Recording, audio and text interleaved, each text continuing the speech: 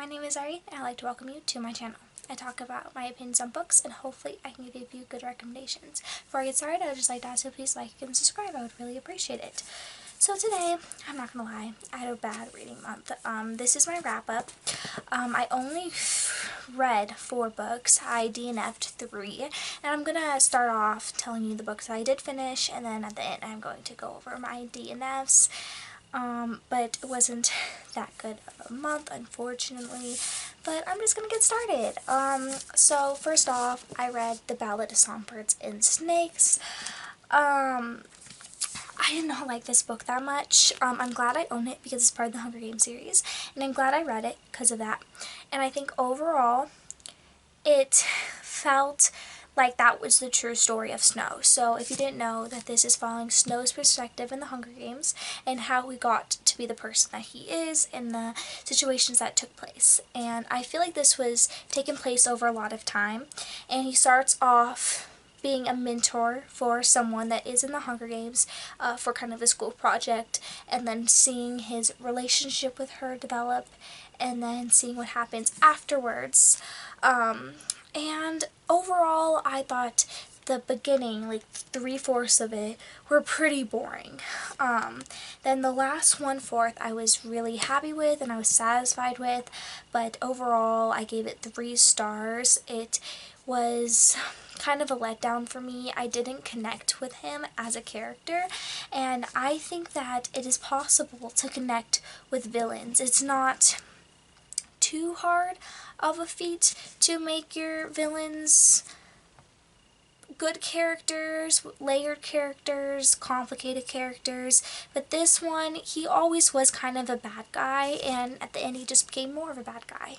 And I think the one thing I was happy about with this book is the Hanging Tree song. That song comes into play in this book, and the reasons behind it and why Snow cared so much about this song and why it was banned and all of that was really good aspect of the book. I found it so interesting. I really liked that. So that song in general just made it 3 stars, but without that being there, I would have felt disconnected from it. But there is that thing where I feel like this was a true story of what happened with Snow. I feel like Suzanne Collins wrote down his backstory years ago when she was writing The Hunger Games, and she just decided to make a book years later. I felt disconnected from the world, I felt disconnected from the characters, but I do feel like this was not just some random story she came up with for him. I feel like it was meant to be that way. I just feel like it was kind of pointless to follow Snow, and I didn't get much out of it. So that is really unfortunate, but overall I'm glad I read it, and I gave it 3 stars. Next, I'm going to be talking about Rebecca. Rebecca, I gave 5 stars.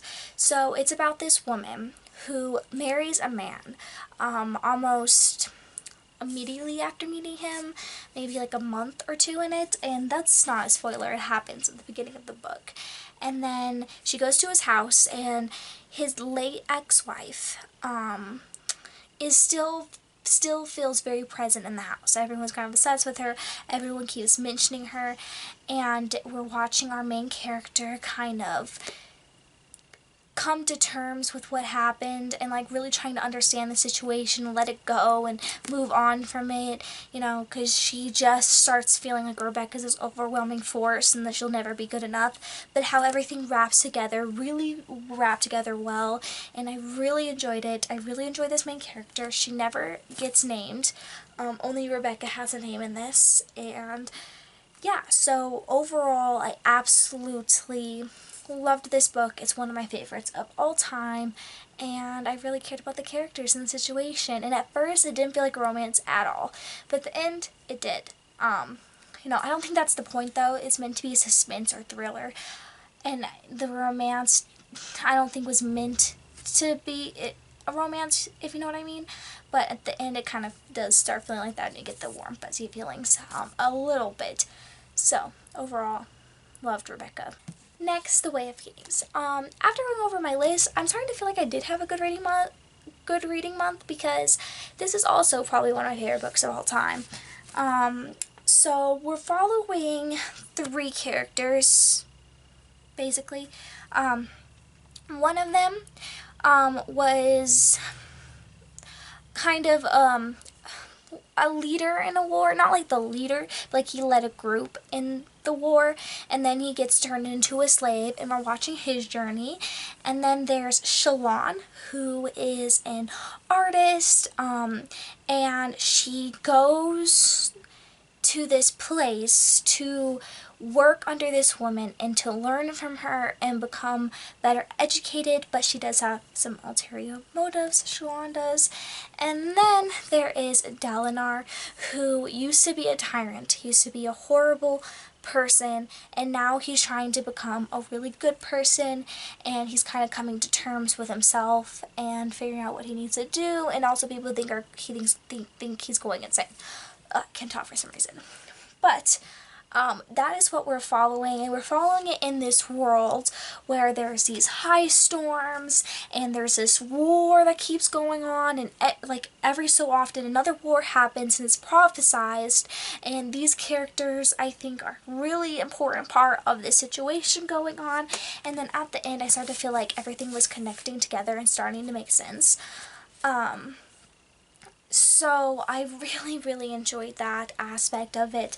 And there were some things that I feel like could have been clearer. I think I watched kind of a ton of videos on this after reading it to make sure I had everything right and everything made sense.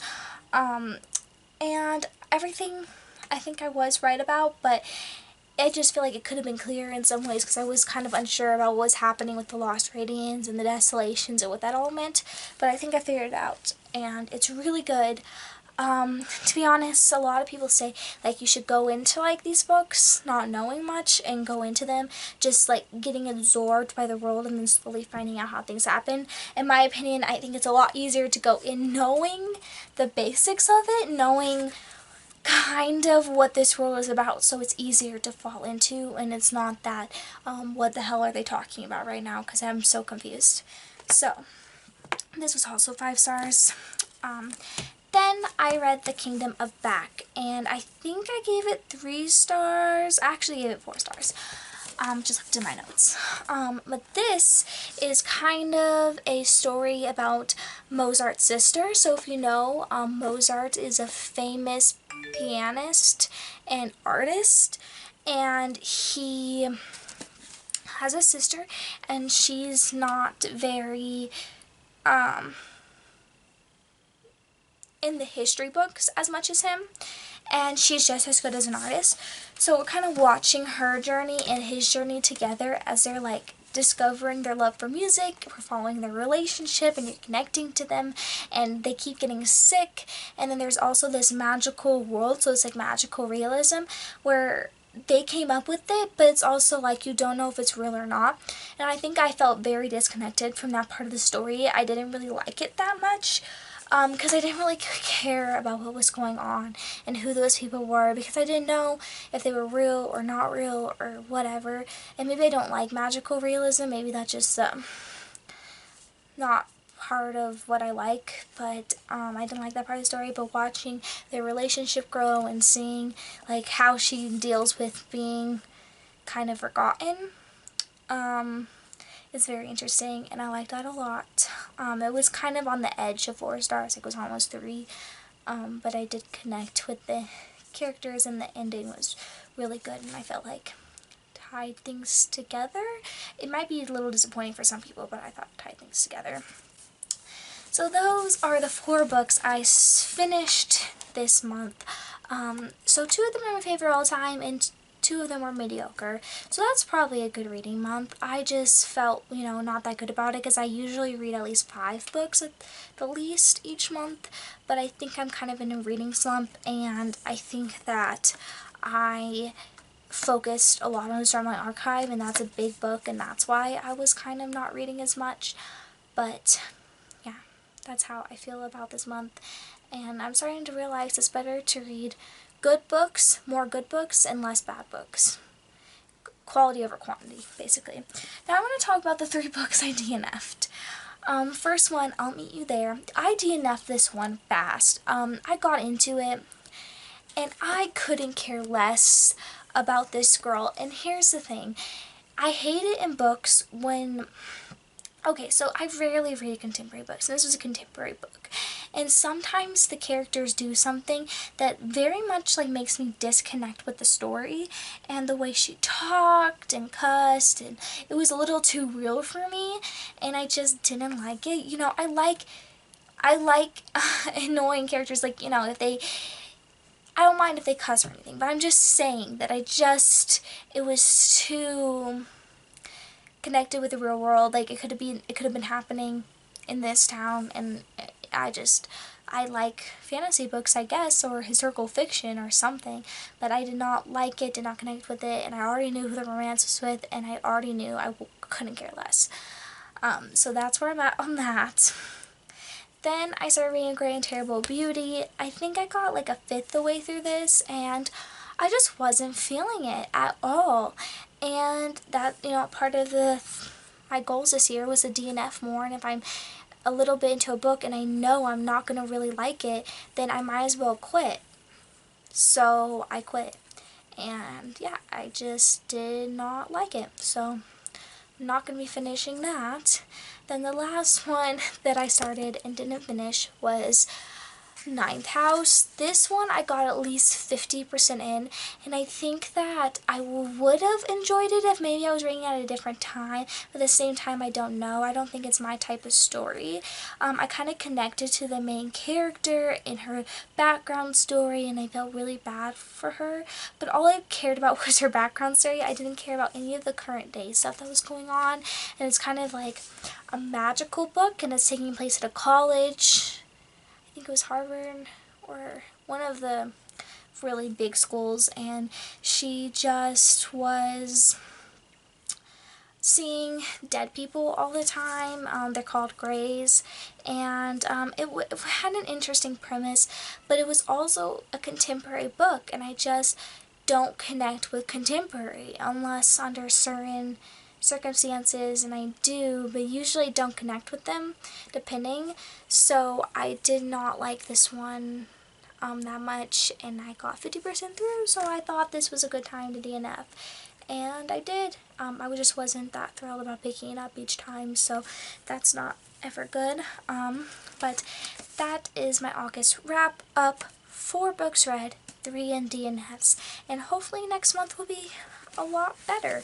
But I hope you enjoyed this video, and I will be doing another one next month to talk about the books I read next month.